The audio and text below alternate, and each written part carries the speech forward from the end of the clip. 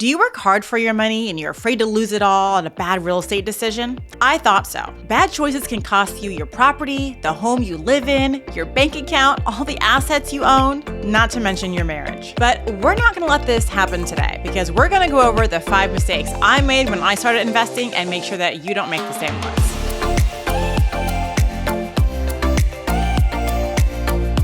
Hey there, and welcome back to Brick by Brick Wealth. My name is Casey Franchini, your long-term rental property real estate expert, helping you find financial freedom through real estate investing. Now, before we get into it, let me take a sip of my iced tea. People have lost entire portfolios, been sued, gone bankrupt, and had their entire life ruined over bad real estate decisions. I've made some bad mistakes myself, and today we're going to go over 5 of them. Learn from me and don't do what I did. And if you're here with me all the way to the end of the video, I'm going to share a special treat with you on how to make real estate investing easy. All right, let's get into it. The first mistake I made was getting a 20-year loan, and I actually did this on my very first property. I was looking at the differences with the loan officer between the mortgage payments of a 20-year loan and a 30-year loan, and the 20-year loan wasn't significantly higher than the 30-year loan term payment, so I opted for the 20-year loan. Now, don't get me wrong, it's all working out, and if you choose a shorter loan term, that's fine. But for me as an investor and for other investors out there, the point of investing in real estate and one of the benefits is leverage. If you opt for a 15-year or 20-year loan, you're making your mortgage payment higher, so you're collecting less cash flow. And I definitely don't plan on paying them off early. When we had inflation at an 8% rate and my mortgage payments were at a 5% interest rate, do you think that I'm going to take my money and pay off a 5% interest rate? Heck no. The power of investing in real estate is the ability to use leverage. So use the leverage.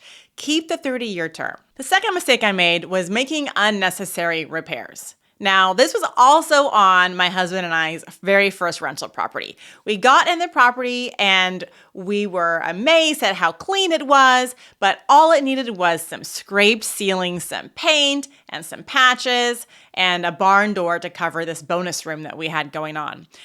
We scraped massive amounts of popcorn ceiling. Now, when you're thinking about making certain repairs on a rental property or not making repairs on a rental property, if you're not sure whether you should make them or not, ask yourself this question. If I make the repairs, will I be able to increase my rent?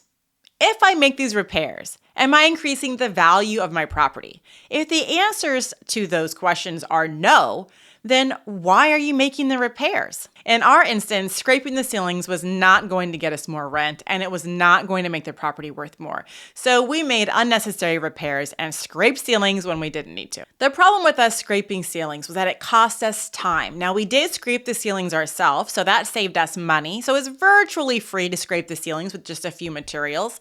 And if you were to have someone else scrape the ceilings, they charge a fortune. So FYI on that. So we did it ourselves and it did take us some time, but that was time that we lost in the spring at the height of the rental market when we probably could have gotten the property rented sooner and for more money. Because as the months go by and you start entering fall and winter, rent prices slow down. The demand slows down, rent prices fall just a little bit, and they don't pick back up until spring. Now, my unnecessary repairs might be necessary for you if you have an ulterior motive to the final result of your property. For me, we were doing buy and hold, which means we buy properties, we fix them up, and we hold them for rent. We aren't refinancing, we're leaving the loan alone. But if you're buying a property and you're going to flip it, if you're buying a property and you're going to BRRRR it, which is buy, rehab, rent, refinance, and repeat, which means you're going to buy a property at an undervalued price, put tons of money into fixing it up, making it look amazing, and then going to the bank and getting a new loan on its higher amazing value.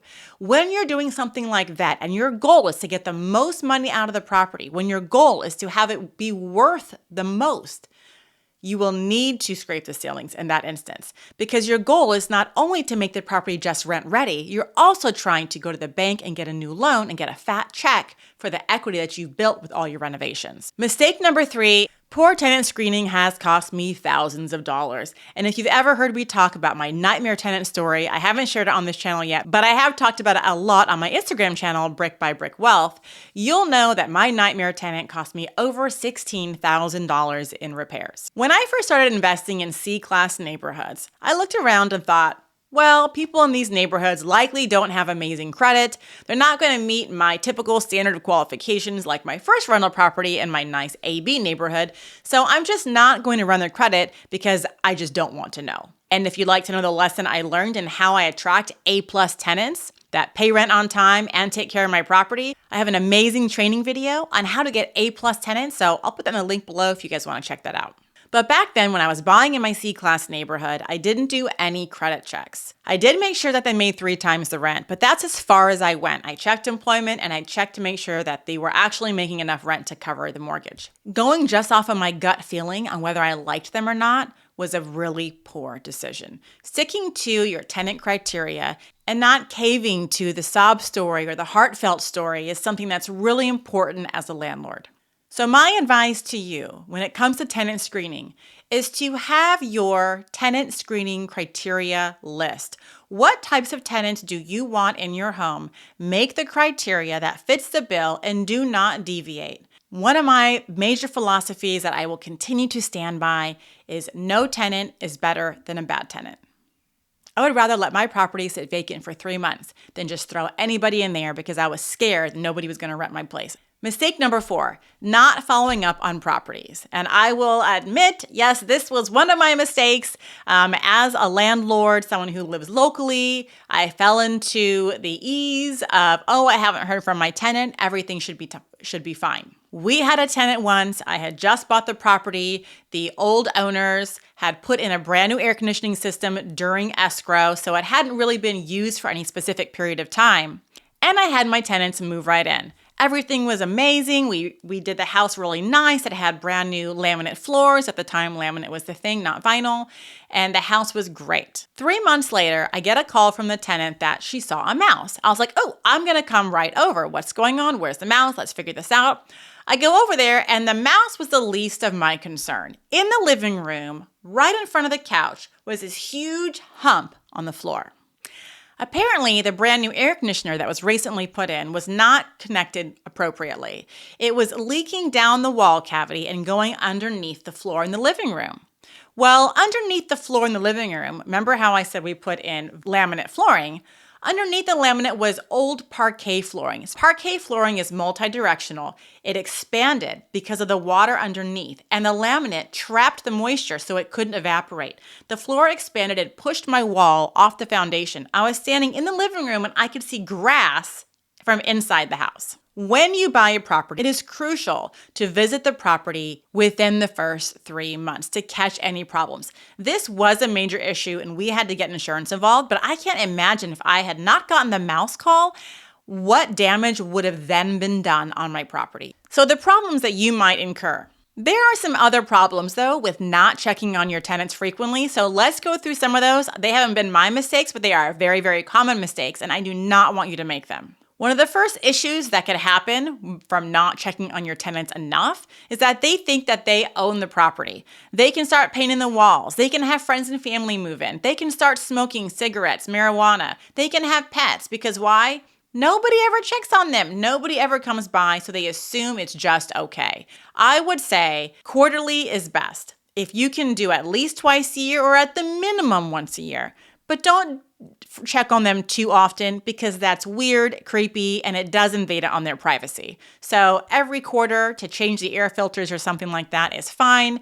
Look around and make sure everything's in order. Once you've had your tenants for a couple years, maybe you can go down to less frequent visits. And if you're not following up on your properties enough, and tenants start breaking the rules and having people move in and smoking and painting walls, etc., what are they also not going to do? They're also not going to tell you when things are broken because they don't want you to come inside and see all the rules that they've been breaking. So just because you haven't heard from your tenant doesn't mean it's a good thing. My mistake number 5, and this one goes with my mistake number 3, is giving tenants too many chances. Again, I had a lot of problems with tenants and a lot of my mistakes did have to do with the people that are legit taking care of my property every single day. Once a tenant is behind on rent, it is very hard to catch up. Most people in America live paycheck to paycheck. Most people in America are 1 broken leg or 2 week paycheck away from not being able to afford their life and go into debt. So when you give tenants too many chances and keep extending their rent payments, moving into the next month and the next month to where now they're owing you multiple months, if they couldn't pay the first month and they're barely scraping by and they're having so much trouble, how do you think that they're going to be able to all of a sudden come up with 3 or 4 times the rent because they owe you 3 or 4 months? It's very unlikely. I give my tenants one chance. And if they lie or they don't follow through on their promise to make good on the rent payment schedule or whatever, we're done. I will give them the option to move out so we don't have to go through eviction. And when it comes to giving tenants too many chances, you have to be strict. You have to be the mama bear. You have to be the daddy bear. You have to be the business owner that you are. Stick to your lease agreement. Stick to the agreement in the lease, because if you end up going to court, the first thing the judge is going to ask you for is the lease agreement. Follow it to the T and know that everything is business. If you're still here with me with a pencil in hand and taking notes, then I have a treat for you. If you are brand new to real estate investing, it is so important to do your due diligence, to know your market, to understand how to run the numbers, build the right team, and get started off with the right foot. So I've created a free guide to getting started with rental properties just for you. This guide goes over all the questions that new investors ask. Click the link in the description below to get my new guide, Rental Properties Made Easy. My email is in there too. So if you have any questions, just shoot me an email. I'm happy to help. Thank you so much for joining me today. If you found this video helpful, please do all the things: like, comment, subscribe, share, and ring the bell so you can be notified of when there are new videos out on how not to lose your butt with rental property investments. And if you have any mistakes that you've made along the way in your rental property journey, let's share with each other. Put those in the comments below and let's discuss. Until next time, keep building your wealth brick by brick.